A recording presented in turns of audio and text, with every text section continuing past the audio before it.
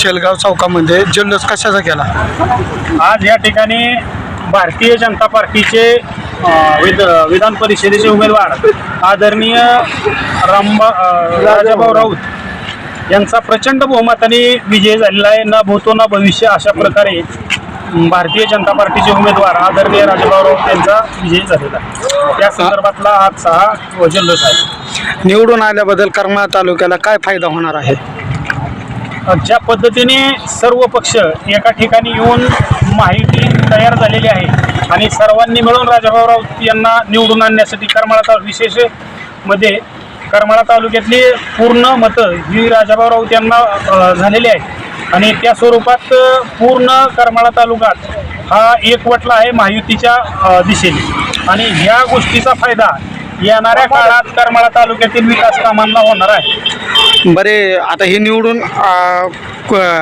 जे आलेत ते जुन्या पदाधिकाऱ्यांमुळे आल्यात का नवीन पदाधिकाऱ्यांमुळे आल्यात? आता ह्यामध्ये आदरणीय पालकमंत्री जयकुमार भाऊ गोरे आणि आमदार आदरणीय सचिनदादा कल्याण शेट्टी या दोघांचं कौशल्य आहे। यांनी जुन्या आणि नव्या पदाधिकाऱ्याचा योग्य ठिकाणी मेळ घालून एकत्रित आणून हा असा भूतोना भविष्य हा विजय संपादित केलेला आहे। तुम्ही राजन राऊतच्या मागं लावून करमाळा तालुक्यात निधी आणणार का?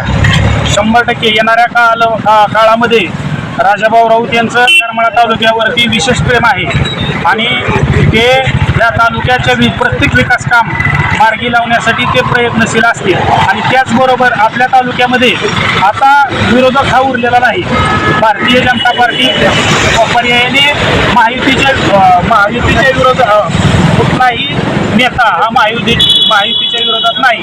आता सर्व करमाळा तालुक्यातले नेते हे महायुतीमध्ये आहेत आणि ह्याचा परिणाम हे 100% करमाळा तालुक्याच्या विकास कामांना होणार आहे। त्यामध्ये पेटेवाडी उपसा सिंचन असेल, जातेगाव टेंभुर्णी हायवे असेल किंवा इतर जे प्रलंबित असतील विषय, साखर कारखाने असतील, त्या प्रत्येक गोष्टीला 100% ह्या आजच्या इलेक्शनचा फायदा होणार आहे। येणाऱ्या काळात माढा मतदारसंघातला भारतीय जनता पार्टीचा खासदार होईल का?